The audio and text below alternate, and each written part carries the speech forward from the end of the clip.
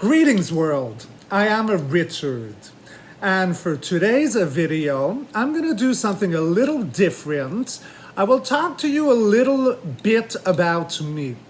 I've had several questions coming in and curious about who I am and why am I doing this and so forth.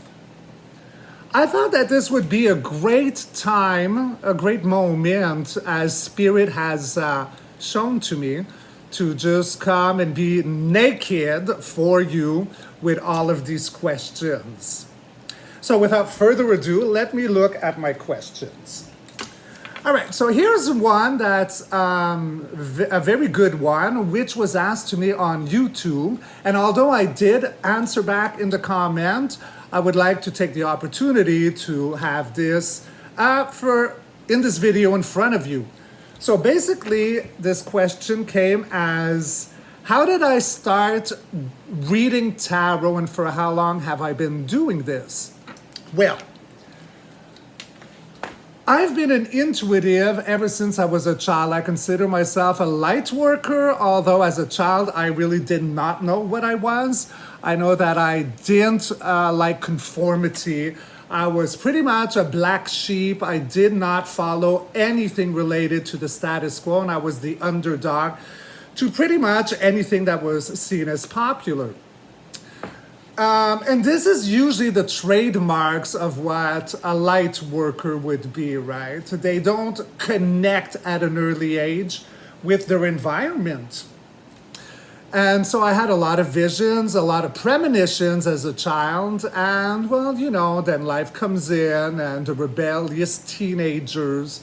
So drugs, alcohol, vandalism, and falling on my ass, landing in jail, growing up from all of that. Then I had this beginning of a spiritual, do I want to say awakening? More like a trigger. I started in my late teens, I started seeing auras flash around people. And these auras would be when I'd be strongly concentrated on them. Of course, with a white background that helped. But regardless, even if it was a dark wall, if I was really concentrated on them, I can see the auras around them and growing. And with that, I found it fascinating, started studying spirituality and gifts that we could have. And I'd be getting visions and messages and premonitions.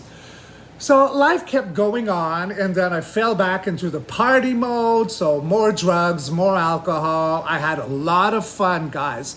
So I have no regrets with my life. I lived like a rock star and I survived it. So I'm extremely grateful for that. But, moving on into that, I was a sinister. I was, one of my friends called me like a bad boy party animal. And but I always had a good heart. So we're going into the segment, and one day I had my absolute spiritual awakening. So we're going about, do I want to say almost 10 years ago? And I was sitting actually right here at this counter. And yes, I was high that night and I got like a lightning bolt that came through my crown chakra and just entered my whole avatar with electricity.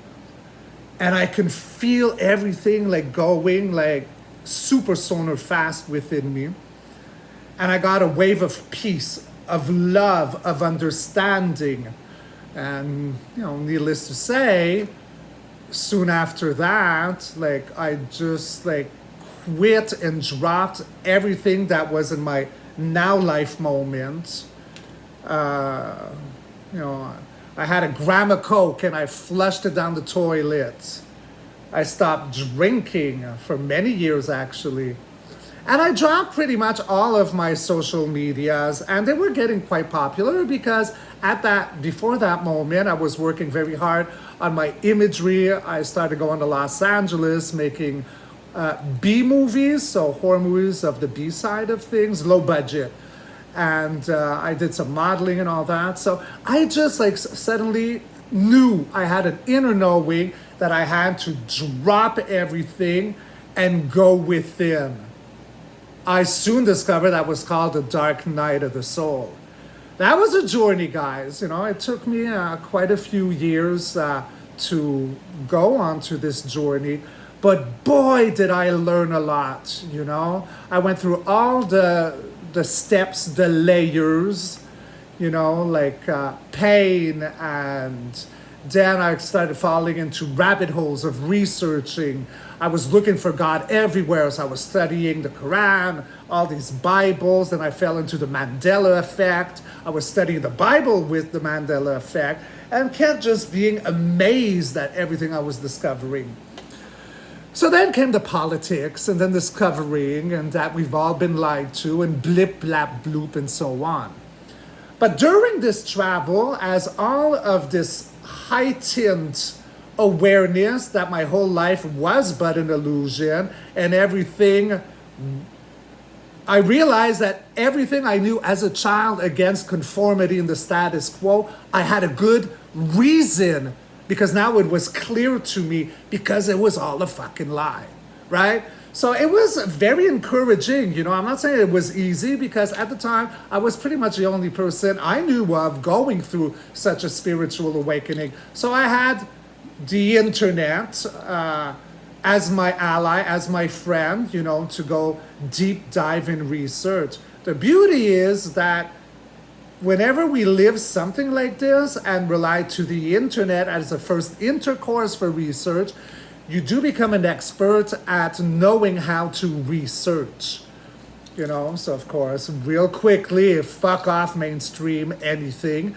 And then you go down rabbit holes and you become an expert at knowing where to get your information from. And with this, my higher self was growing and getting bigger and stronger. And quickly I learned to rely on my higher self with videos that I'd see online about information, how it would resonate to me. So now I became best friends with my higher self. Amazing thing. So I would, you know, be doing clients, because I'm also a hairdresser. So I could, with certain clients, who basically my clients are my friends, but I'd be able to channel spirit for them. So when I say channel, it's not a spirit that comes into my vessel. This I will not allow. But they are speaking to me, and they speak to me. I don't hear voices. How it works for me, the gift, is I get sensation. I get imagery that look like Polaroid pictures that move. You know, a little bit like those cartoons of like you draw something and then you flip it and then the cartoon moves. That's how it come to me as a slow motion. And the spirit would always give me something that I could not know, whether it be like a past memory that they shared with my friend client, or a favorite color, or anything, a favorite flower. And then I'd say this, and then the person would say, well, yes, this is accurate. This is who you're talking to.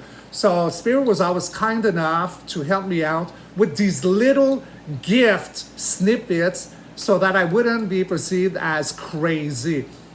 Because intuitives are also known as psychics. Break up the word psychic and what do you get? Psych, got you.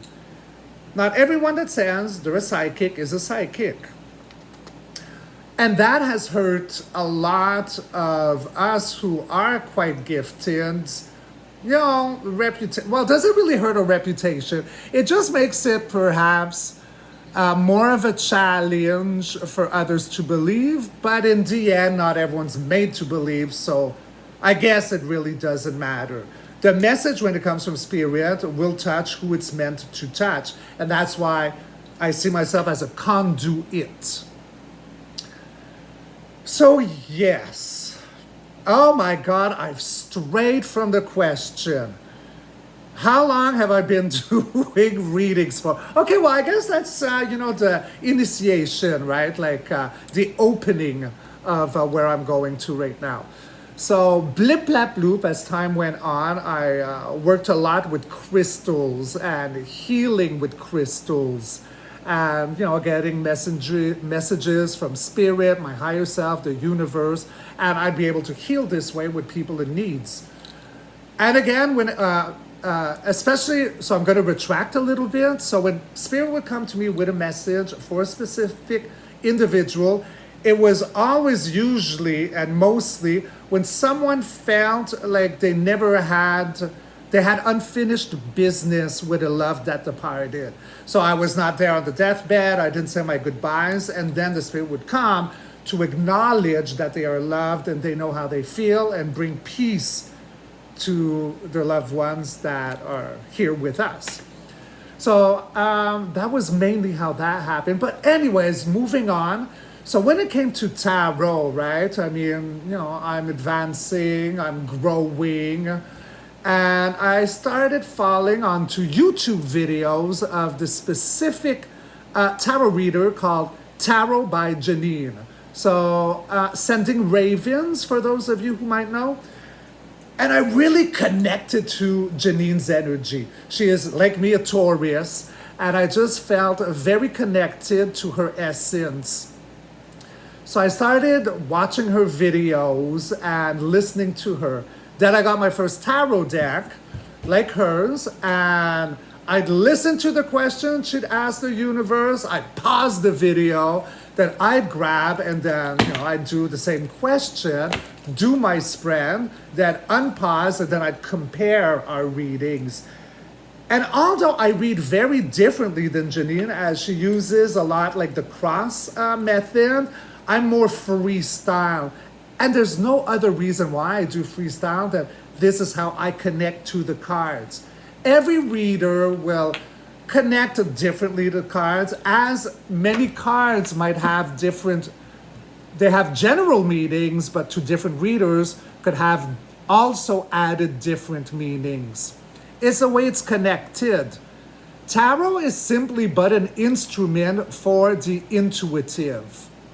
I don't need these, but these are so fun, and it is interactive when a question comes. Plus, they give me added detail, right? As opposed to like all those Polaroids that I have to decipher. A video would take me forever if I just rely onto this with a question asked. So this is how I had started, right? I was watching Janine, Tarot by Janine, and then after I discovered another reader called Kirsten. She was at the time with her brother, and loved her energy. She is like this little fairy that kind of looks like the beauty of a young Morgan Fairchild, and I loved her fairy element. So I probably read more like she does, more of a freestyle way. And then I just started like any question, like, oh, is my cat happy?